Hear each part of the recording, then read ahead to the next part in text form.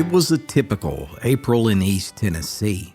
It had been wet, and presently the rain had been falling for the better part of 3 days straight. I was always the type to just sit on the porch and listen to it, and today was no different.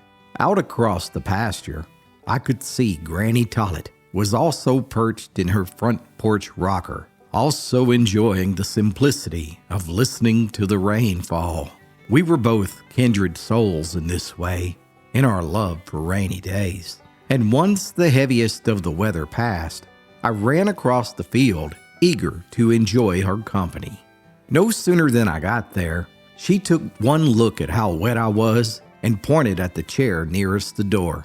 "JD, boy, what in the world is wrong with you, running in the rain like a tomcat with a tin can tied to its tail? Get under this roof, son, and out of the rain, but whatever you do, don't drip it on the good side of my porch." She walked in the house and quickly reappeared with a warm towel and a cup of hot chocolate to help warm me up. And then we sat silently for the next 20 minutes as the rain picked up in intensity, while we both just sat still and listened to the rain hit the metal roof of the barn in the distance. There was something truly hypnotic about it. Granny was still in her favorite rocker, and her eyes were wide open and fixated on nothing in particular. Finally, I broke the silence. "Granny, do you believe in heaven?" She rocked twice and looked out in the rain. "Child," she said in a soft voice, "I believe in it more than most folks ever will, because there's a lot of folks up there that I love that are just waiting on me. Anytime somebody asks me if heaven is real, my mind always drifts back to Lydia Stonecipher. She lived over in Morgan County in a little place called Coalfield. And as I recollect, it all happened in 1921, because I know for certain that was the same year your Papa Coy's brother went into the mines over that way. Well, that's how we come to know that family in the first place. Now, Coalfield was at the heart of coal country, and it was a hard way to make a living. And Lydia's dad went the way a good many of them did over there. You see, 20 years in those coal mines ruined his lungs. He held on a good while and spent every cent of his savings on doctors, until one winter he didn't. And he left Lydia and her mama in that house without a penny to their name.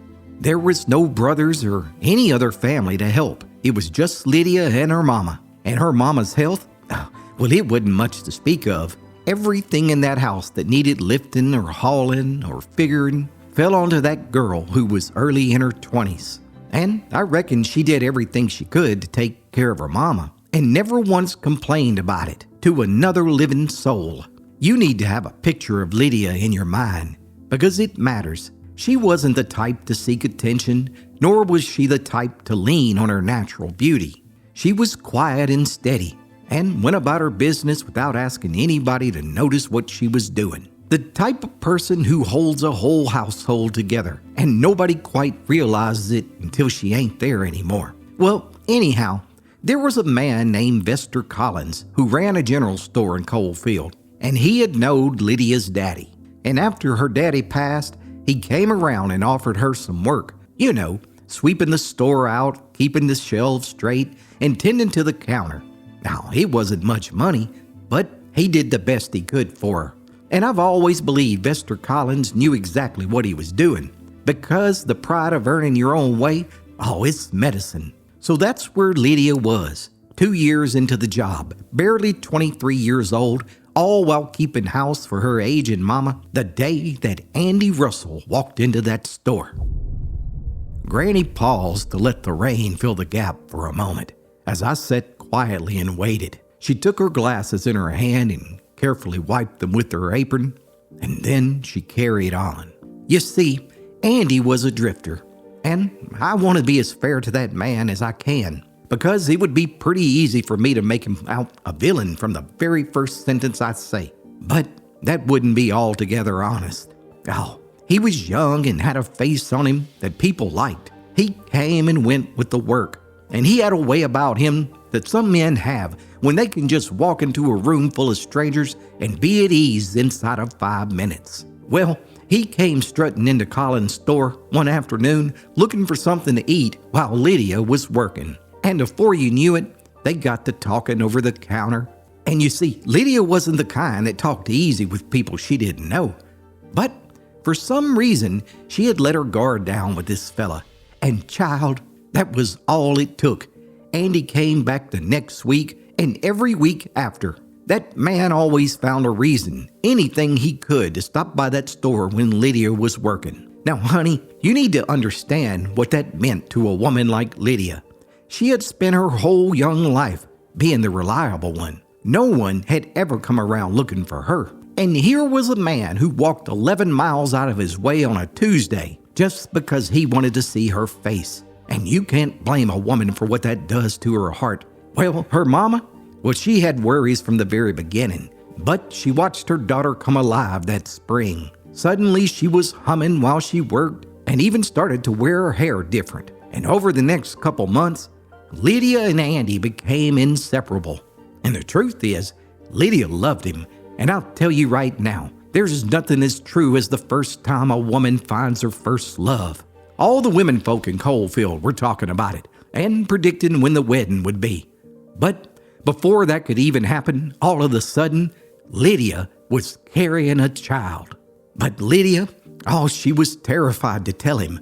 The last thing a drifting man wants to hear is news like that, and in most cases, he'll be gone by morning. The only thing is, it seemed Andy was different. And when she told him about the baby, honey, that man fell to his knees right in front of her and put his arms around her middle and cried like a child. He was overjoyed, and within a week, Andy had found steady work at a timber outfit in Petros and started coming home the same hour every evening like a man with new purpose in life. He had even fixed the sag in Lydia's mama's back porch without even being asked to, and he started calling that house his home. And it weren't a month before Andy came home one evening with his hair all combed and his hands scrubbed, and he asked Lydia to marry him right there in the kitchen in front of her mama. Child, Lydia couldn't get an answer out for all the crying. She was completely filled with joy, and they even set a date for the fall after the baby came. JD, that house was the happiest 2 months in that year that it had ever been since Lydia's daddy died. Just then, Granny stopped rocking for a moment. You know, child, sometimes just when everything in life seems to be perfect, fate will come along and tear down everything in an instant. I've seen it many times. And it was the same way with Lydia. You see, just 7 months into her pregnancy, Lydia sat out on the front porch waiting on Andy Russell to come home from the timber yard like he always had. Only thing is, he didn't come at his normal hour. But she wasn't troubled. After all, sometimes he ran late. But then, he didn't come home by dark. In fact, he didn't come home at all that night. And Lydia, she was up before daylight. Her mama found her at the kitchen table, already dressed, and neither one of them had said anything out loud yet. But her mama took one look at her daughter's face and went and hitched the wagon without being asked. They went straight into Coalfield looking for him, fearing that something must have happened. Maybe he had been in a terrible accident. But the foreman at the timber yard told him that Andy Russell had drawn all of his pay and walked off the job and never came back. Lydia searched everywhere, the boarding house and the church, but not a single soul had seen him. He was gone the way sand slipping through your fingers is gone. And I remember when her mama told me, many years after that, that ride home was the worst hour of her life. Not because Lydia cried, because the truth is, she didn't. She sat on the wagon seat with her hands folded on top of her baby and looked straight ahead at the road and never made a sound the whole way. Now, JD, here's where the Lord's ways get past my understanding, and I've just quit trying to make them make sense inside my head. You see, Lydia had been hurting for 2 or 3 days even before Andy disappeared, but she hadn't told anybody. It was the kind of hurt that you tell yourself will surely pass. And besides, she didn't want to worry her mama, but it didn't pass. And by Saturday, they rode into Oliver Springs to see the doctor. And that doctor set those 2 women down and told them, as kind as a man can say such a thing, but Lydia's baby didn't have a heartbeat. Give someone you love the gift of old-fashioned storytelling. 5 books for the young and old alike that will make your heart smile. Click the link below to order your copy of the Appalachian Storyteller today, also available on Amazon.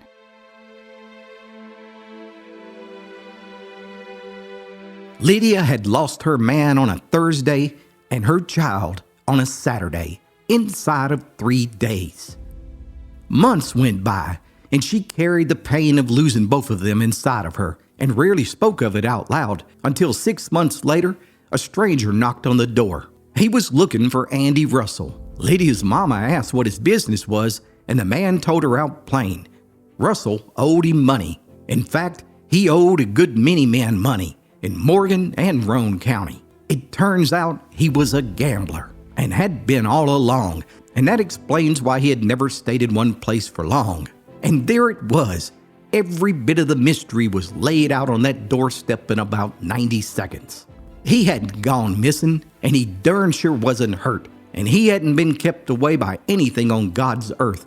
That coward had ran, the same as he had always run before, and Lydia had never been anything but a place he would stay in until it was time to go. Lydia stood in that doorway and listened to all of it, and then she thanked the stranger and child. When Lydia turned and walked 3 steps towards the screen door, all at once she went down. And when I say she went down, she collapsed on the floor and didn't move again. Now, how her 60-year-old mama with her bad heart managed to get her grown daughter off the porch and into a wagon and then 4 miles into town, I'll never know. But somehow she did it.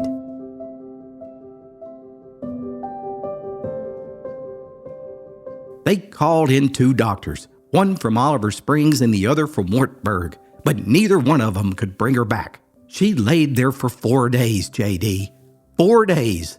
And it wasn't a sick sleep. She was just still. Her breathing was slow and even, but they just couldn't wake her up. The doctors couldn't account for it in any medical way that they knew, but her mama, she never gave up. And she sat in a straight chair beside that bed for 4 days and night, holding her daughter's hand and praying until her voice gave out. And on the 4th morning, just as it was getting light, Lydia opened her eyes. Without any grief or confusion, she looked up at her mama and smiled. Honey, she was different from that morning on. Everybody could see it, but nobody could explain it.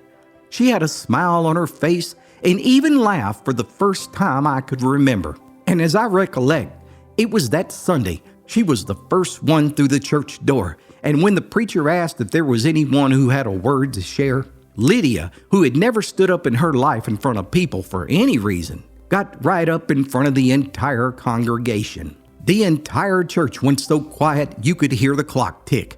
And when she was done speaking, there was grown men in that building who hadn't cried in public since they were children, wiping their faces with their sleeves and not caring who saw them. Well, anyway, they baptized Lydia that April in the Little Emery River on a warm morning with the redbuds out. And when she come up out of the water, she was laughing and crying tears of joy. Now, her mama had been holding the question for a long time. For weeks, child, weeks. I mean, she was grateful to have her daughter back and all, and she was half afraid to ask anything that might undo it. But still, it ate at her, and she had to know. So finally one evening, she sat Lydia down at the kitchen table, and she asked her straight out what had happened, what changed inside of her. And then Lydia told her. She said when she found out about the baby, that something in her heart opened that she never really knew was shut. And she understood for the first time that all she ever wanted in this world was to be a mama. And when her child was taken from her, and the truth about Andy came on top of it, there was nothing left in this world for her to hold on to. So she let go. And then she told her mama that during those 4 days she was asleep, her physical body was in that bed, but she wasn't. She said she had been somewhere that she couldn't really describe outright. Because, honey, the entirety of all the words we made up down on earth falls short. It would be like trying to explain the beauty of the ocean to a man who spent his entire life in the desert. But she said there was a light that didn't really come from a specific place. It was just there. And the second she got there, every heavy thing that she had ever carried in her life just fell away all at once. It just vanished. And she said she wasn't alone. A man came to her who might have been in his early 30s. And then she said a peculiar thing, that he came towards her like someone who had been waiting on her. And he sat down with her. She said he didn't talk in words. Instead, he just let her feel for a little while a love that was so complete and certain that there was not 1 square inch left inside of her that had fear. And before she woke up, she said he told her that everything would be all right and that it always had been. And Lydia's mama, well, she just listened to the whole thing without saying a word. And once the story was done, she asked the only question that she had left. And then she quietly asked her daughter, "Lydia, who was he?" And Lydia looked at her mama across the table, all quiet and steady, with a peace that was still sitting on her the way it would for the rest of her life. And then she smiled and said, "Mama, it was my son." Granny went silent and stared out across the field. The rain had slackened while she was talking. In the distance, I could see light coming through from underneath the clouds out towards the west, the way it does at the tail end of a storm. And after a moment of silence, Granny spoke again. "Child, I don't know exactly what heaven is like, but I've carried the thought of Lydia's boy with me for nearly 50 years. The way he stood before his mama as a grown man, even though he never drew a single breath here in this world. And I think about him waiting right there on the other side, watching the road for his mama. And when she finally came, the first thing her baby ever said was the only thing her broken heart needed to hear, that everything was all right, and that it always had been, and that somehow it all works out in the end."